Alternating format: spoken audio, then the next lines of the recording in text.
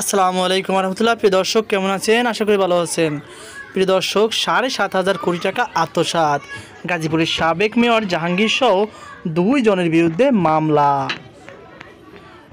প্রিয় দর্শক, 7,500 কোটি টাকা আত্মসাৎ ও পাচারের অভিযোগে গাজীপুর সিটি কর্পোরেশনের সাবেক মেয়র মোহাম্মদ জাহাঙ্গীর আলম সহ 2 জনের নামে মামলার অনুমোদন করেছেন দুর্নীতি দমন কমিশন তথা দুদক। রবিবার দুদকের উপপরিচালক মোহাম্মদ আক্তারুল ইসলাম গণমাধ্যমকে বিষয়টি নিশ্চিত করেছেন। তিনি জানান, জাহাঙ্গীর আলম সাবেক মেয়র ও গোলাম কিবরিয়া প্রধান হিসাবরক্ষণ কর্মকর্তা।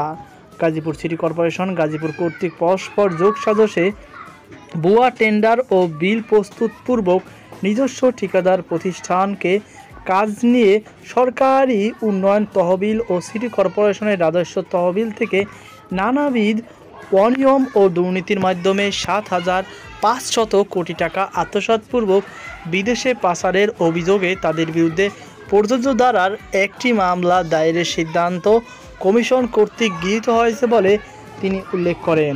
তো প্রিয় দর্শক, এই ছিল আমার সর্বশেষ আপডেট। সকল বার্তা আল্লাহ হাফেজ।